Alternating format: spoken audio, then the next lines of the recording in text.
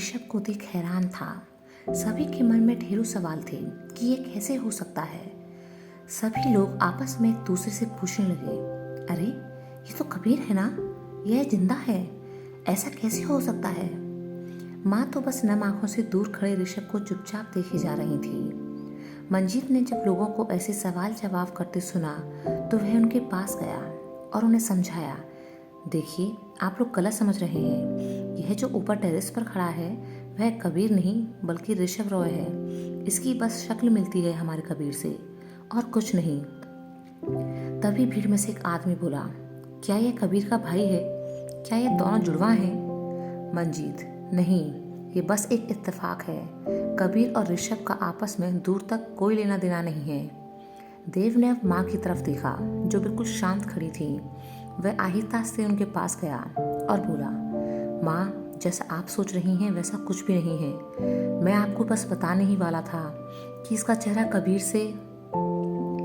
माँ रोंदे गले से बोली, मुझे कुछ नहीं सुनना है, सब जानती हूँ मैंने सुना है कि मंजीत लोगों से क्या कह रहा है। वह बस अपने आंसुओं को रोककर खड़ी हुई थी। देव उन्हें इस तरह देखकर खुद भी बहुत दुखी हो गया। माँ टूटे फूटे शब्दों में बोली, पता नहीं तारा उस पर क्या बीत रही होगी, वो बेचारी तो। कहते हुए माँ खामोश हो गई। देव जानता था कि इस वक्त हालात सबसे ज़्यादा कठिन माँ और तारा के लिए ही थे। पता नहीं ये दोनों खुद को कैसे संभालेंगी।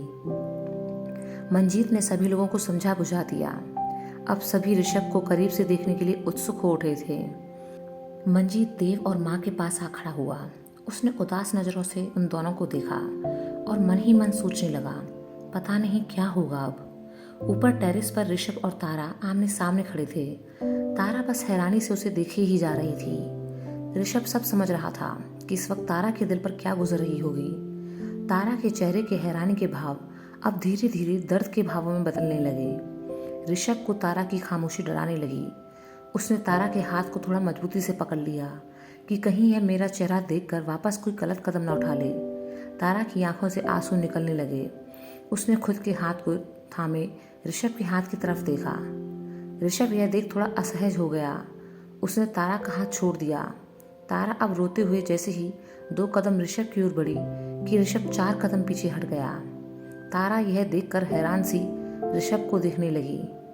ऋषभ शांत भाव से बोला, आई एम सॉरी तारा, लेकिन तुम्हें गलतफहमी हुई है। मेरा चेहरा जरूर कबीर से मिलता है, पर मैं ऋषभ रॉय हूँ। मैं तुम लोगों की तकलीफ नहीं बढ़ाना चाहता था, इसलिए चेहरा छुपाकर सामने आया। तारा को याद आने लगा कि मौली उसे ऋषभ के बारे में कुछ बताने वाली थी। फिर देव भी कल रात कुछ कहना चाहता था। उसे समझ नहीं आ रहा था कि वह इस बात पर खुश हो कि उसके कबीर का चेहरा आज उसके सामने है, या फिर अपनी किस्मत पर रोए कि सामने खड़ा इंसान भले ही कबीर जैसा दिखता है पर वो कबीर नहीं है। वह खामोश सी अब खड़ी ही रही। ऋषभ भी चुपचाप खड़ा हो गया क्योंकि वह जानता था कि तारा को संभलने के लिए, इस हालात को समझने के लिए कुछ वक्त चाहिए। तारा को यूं चुपचाप खड़े रोते देख उसे बहुत बुरा लग रहा था। पता नहीं यह चेहरा कबीर के अपनों को और कितनी तकलीफ देगा। कुछ देर बाद ऋषभ संभल कर बोला, चलो नीचे चलते हैं, सब इंतज़ार कर रहे हैं। तारा तो बस जैसे कहीं खोई हुई थी। उसकी आंखों के आंसू लगातार बह रहे थे। ऋषभ ने 2-3 बार उसे पुकारा पर वह चुपचाप खड़ी रही। मजबूरन ऋषभ ने उसका हाथ पकड़ा और अपने साथ टेरेस से नीचे आने लगा। उसने महसूस किया कि इस बार तारा ने अपना हाथ छुड़ाने की कोई कोशिश नहीं की है। वह बस उसके पीछे पीछे चल रही थी। वह जानता था कि तारा अभी भी रो रही है। उसकी हिम्मत नहीं हो रही थी उसे पीछे मुड़कर देखने की, क्योंकि तारा के लिए कबीर क्या था वह बहुत अच्छी तरह से जानता था। खुद उसकी वजह से ही तो तारा के जख्म हरे हो गए थे। नीचे उतरते वक्त पहली मंजिल पर आते आते ऋषभ ने महसूस किया कि तारा अब रुक गई है। वह खुद पर और काबू नहीं रख पाई और फूट फूट कर रोने लगी। ऋषभ ने पीछे मुड़कर उसे देखा। वह बस रोई जा रही थी। ऋषभ को अब खुद पर गुस्सा आने लगा कि इसने क्यों अपने नकाब पर ध्यान नहीं दिया। आज उसकी थोड़ी सी चूक से तारा को कितनी तकलीफों से गुजरना पड़ रहा है। वह उदास सा तारा को देख रहा था। थोड़ी देर बाद वह बोला, तारा बस करो, बहुत हुआ। तारा ने शायद उसकी बात सुनी ही नहीं। वह तो बस रोए जा रही थी। ऋषभ उसे समझाने लगा, शांत हो जाओ, और कितना रोगी। तारा खुद को संभालने की कोशिश करने लगी। ऋषभ, आई एम सॉरी, मेरी वजह से तुम्हें इतनी तकलीफ हुई। मुझे थोड़ा और ध्यान रखना चाहिए था। मैंने मना किया था तुम्हें, पर तुम नहीं मानी, और देखो क्या हो गया। मैं जानता था कि मेरा चेहरा ही तुम लोगों के जख्मों को हरा कर सकता है, इसीलिए तो छुपा कर रखता था। तारा आगे बढ़कर ऋषभ के गले से लग गई और जोर जोर से रोने लगी। ऋषभ भी उसे प्यार से चुप कराने लगा। बस भी करो, बाहर माँ खड़ी हैं, वो तुम्हें ऐसे देखेंगी तो कैसा लगेगा। उनकी खातिर ही चुप हो जाओ। दोनों कुछ देर तक यूं ही खामोश खड़े रहे। तारा अब सुबकने लगी थी। थोड़ी देर बाद उसे होश आया कि वह ऋषभ के गले लगकर खड़ी है, तो हड़बड़ा कर पीछे हट गई। ऋषभ ने देखा कि तारा का सुबकना अभी तक बंद नहीं हुआ है। उसने अपना रुमाल निकाल उसकी तरफ बढ़ा दिया। वह तारा को देख सोच रहा था कि अभी कुछ देर पहले तो कितना नाक में दम कर रखा था इस लड़की ने। भीड़ के सामने मेरी बेइज्जती करवाई, और अब देखो कैसे छोटी बच्ची की तरह रो रही है। चेहरा बुरी तरह लाल हो गया है। तारा ने अपने आंसू पोंछे। रुमाल देख तारा को याद आया कि कबीर ने भी उसे ऐसे ही रुमाल दिया था। दोनों अब धीरे धीरे कदमों से बिल्डिंग से बाहर आए। ऋषभ की नज़र देव और मंजीत पर पड़ी। दोनों उदास चेहरे से उसे देख रहे थे। ऋषभ ने वहाँ शांत सी खड़ी राधा माँ की तरफ देखा तो वह उसे ही देख रही थी। उनकी भी आंखें नम थीं। ऋषभ को बहुत बुरा लग रहा था उनके लिए। काश उसका चेहरा ऐसा ना होता, काश वह किसी की तकलीफ का कारण नहीं बनता। वह अब जहाँ था वहीं रुक गया। लोगों की भीड़ ने आकर उसे घेर लिया और करीब से उसे देखने लगे। लोगों के शोर में भी ऋषभ को एक अजीब सी खामोशी महसूस हो रही थी, जो फिलहाल इस वक्त उसके देव, मंजीत, माँ और उससे कुछ ही दूर खड़ी तारा के बीच थी। ऋषभ महसूस कर रहा था कि माँ अभी भी उसी की ओर देख रही हैं, या शायद उसमें अपने कबीर को ढूंढ रही हैं। वह यह सब और सहन नहीं कर पाया, क्योंकि जानता था कि माँ को आखिर में मिलेगी तो सिर्फ निराशा। वह जल्दी से बिना एक पल गवाए उसी रास्ते से वापस चला गया जिस रास्ते से आया था। देव और मंजीत ने भी अब चुप रहना बेहतर समझा। माँ का ध्यान तारा पर गया। उन्होंने उसके पास जाकर उसे बहुत डांटा। ऐसे भला कोई करता है क्या? यह तरीका निकाला तुमने अपना गुस्सा निकालने का। अगर कुछ हो जाता तो मेरा क्या होता? माँ की नज़र तारा के चेहरे पर पड़ी। उन्होंने देखा कि उसकी आंखें लाल हैं तो वह चुप हो गई। देव आगे बढ़कर आया। चलिए घर चलते हैं। सभी लोग अब घर आ गए, पर एक तनाव भरा माहौल भी वहाँ बन चुका था। ऋषभ वापस अपने रूम में पहुंचा और उदास सा बैठ गया। वह जानता था कि उसकी कोई गलती नहीं है, फिर भी उसे बुरा लग रहा था कि पता नहीं और कितने आंसू रुलाएगा वह कबीर के घर वालों को। तारा का रोता हुआ चेहरा और राधा माँ की बेबस नज़रें उसके सामने घूमने लगी। उसने तय किया कि वह अभी वापस चला जाएगा। माँ गुस्से में तारा से बोली, ये क्या करने जा रही थी तुम? क्या मुँह दिखा दी तुम्हारे पापा को? तारा उदास हो गई। मैं शादी नहीं करना चाहती, आपसे दूर नहीं रहना चाहती मैं। माँ, तो ऐसा कदम उठाएगी तू? ऐसा मजाक कौन करता है? अभी एक चोट से ही हम लोग नहीं उबर पाए थे कि तू हमें दूसरी चोट देना चाहती थी। बेटा तो खो दिया मैंने, अब बेटी को नहीं खोना चाहती। तारा माँ के गले लग गई। आई एम सॉरी माँ, मैं बस आप सभी को डराना चाहती थी, जिससे आप लोग दोबारा मुझसे शादी की बात ना करें। मैं आपका दिल नहीं दुखाना चाहती थी। देव मंजीत यह सुनकर दंग रह गए। माँ भी हैरान सी बोली, तो यह सब तूने शादी ना करने के लिए किया? आइंदा दोबारा ऐसी हरकत मत करना। तारा ने सिर झुका लिया। दोबारा ऐसी कोई हरकत नहीं करूंगी। माँ, ऋषभ से भी माफ़ी मांग लेना। इतने लोगों के सामने तूने उसे परेशान किया। वह बेचारा तो तुझे बचाने आया था और तूने उल्टा उसे ही शर्मिंदा कर दिया भीड़ के सामने। माँ ने देव और मंजीत की तरफ गुस्से से देखा तो दोनों चुपचाप सिर झुकाए खड़े रहे। माँ, तुम दोनों ने इतना बड़ा सच छिपाया। देव और मंजीत सिर झुकाए खड़े रहे। माँ उन दोनों पर गुस्सा कर रही थी। मेरे सारे बच्चों ने मेरा दिल दुखाया है। क्या सोच कर बैठे थे दोनों? एक बार बता दिया होता, या फिर हमें बताने की जरूरत भी नहीं समझी। देव, ऐसा नहीं है माँ, मैं वापस जाने से पहले आपको सब बता देता। मंजीत, हमें लगा आपको तकलीफ होगी। तारा की आंखों से आंसू देख माँ बोली, अच्छा तो यह तकलीफ नहीं है? अब तकलीफ नहीं हुई हमें।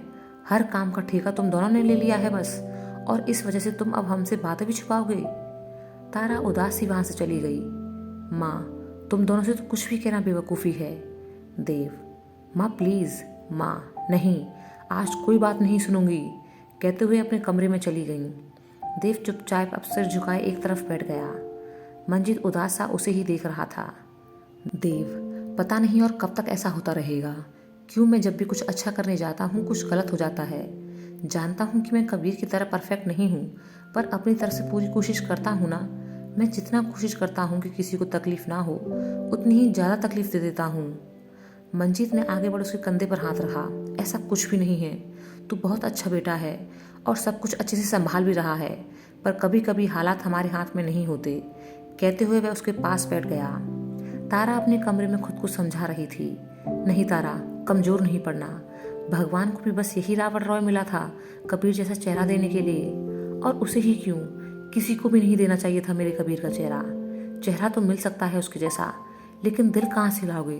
तभी तो मेरा कबीर सबसे बेस्ट था। मैं पता नहीं क्यों कमज़ोर पड़ गई, लेकिन अब दोबारा कमज़ोर नहीं पड़ूंगी। कहते हुए उसने अपने आंसुओं को रोकना चाहा, लेकिन वो आंसू थे कि रुकने का नाम ही नहीं ले रहे थे। आज उसे कबीर की बहुत ज़्यादा याद आ रही थी। कुछ देर बाद वहाँ देव मंजीत आए। देव, तारा, तुम ठीक हो ना? तारा ने हाँ में सिर हिला दिया। देव, हम तुम्हें चोट नहीं पहुँचाना चाहते थे। मंजीत, हमें माफ़ कर दो। दोनों उसके पास आकर खड़े हो गए। मंजीत ने बड़े प्यार से उसके सिर पर हाथ रखा। गलती हो गई हमसे। तारा फिर से रो पड़ी।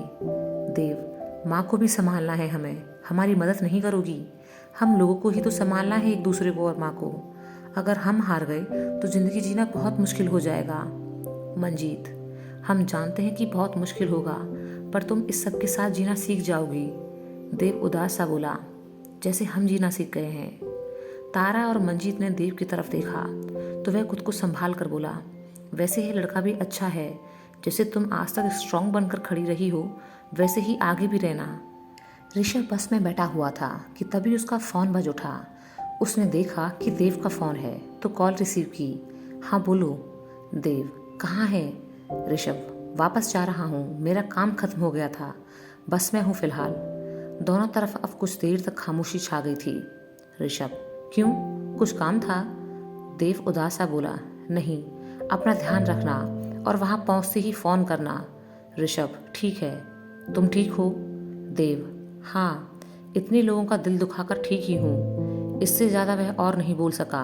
उसका गला रुंध गया। उसने अब फ़ोन रख दिया। मंजीत देव को देख रहा था। वक्त के साथ कितना बदल गया था देव, पर हालात आज भी उसे तोड़ने की पूरी कोशिश कर रहे थे। रात को माँ कमरे में उदास सी बैठी थी। उनकी आंखों के सामने बार बार कबीर का चेहरा घूम रहा था। तभी देव वहाँ आया। माँ। उधर ऋषभ समझ रहा था कि देव बहुत ज़्यादा परेशान है। वह कुछ कहना चाहता था पर कह नहीं सका। ऋषभ अब आंखें बंद कर सिर पीछे कर सीट पर टिका कर लेट गया। अब सभी लोगों के उदास चेहरे उसकी आंखों के सामने आने लगे। ये उसका फैमिली मैटर है, मुझे बीच में नहीं पड़ना चाहिए। सच तो यही है ना कि मैं कबीर नहीं हूँ, तो फिर क्यों उनके मामले में टांग अड़ाता फिरूँ? मैं उनके बीच नहीं पड़ूंगा। मैंने क्या ठेका ले रखा है सभी का? ऋषभ सोने की कोशिश करने लगा। माँ ने देव की तरफ देखा तो वह मुस्कुराता हुआ आगे बढ़ा। आपने बहुत देर से कुछ नहीं खाया, चलिए कुछ खा लीजिए। माँ दुखी होकर बोली, भूख नहीं है मुझे, तुम सब जाकर खा लो, मुझे कुछ देर के लिए अकेला छोड़ दो। देव, जब तक आप नहीं खाएंगी हम में से कोई नहीं खाएगा। देखो ना माँ, अब तारा भी मान गई है, लेकिन आप अभी तक नहीं मानी। माँ ने तारा की तरफ देखा तो उसके चेहरे पर फीकी सी मुस्कान थी। मेरा जरा भी मन नहीं है, मैं कह रही हूँ तुम लोगों से कि खा लो। मंजीत, आप नाराज हो हमसे? माँ, नहीं, सोच रही हूँ कि आज तक मैं तुम सभी बच्चों के लिए जीती आई हूँ। बस आज की रात मुझे मेरे बच्चे कबीर की यादों के साथ गुजारने दो। देव उदास सा खड़ा हो चलने को हुआ कि माँ बोली, देव। देव ने उनकी तरफ देखा। माँ दबे से स्वर में बोली, ऋषभ। देव, उसका काम हो गया था तो वह वापस चला गया है। माँ यह सुनकर उदास हो गई। देव यह देख खामोश हो बड़े भारी मन से वापस कमरे से बाहर आ गया। तीनों दोस्त एक साथ बैठे थे। देव, माँ बहुत दुखी हैं, मैं उन्हें ऐसे नहीं देख सकता। मंजीत, सही कह रहा है तू, लेकिन अब करें क्या? तारा, शायद सुबह तक का इंतज़ार। आधे घंटे बाद दरवाजे पर दस्तक हुई। तारा, मैं देखती हूँ।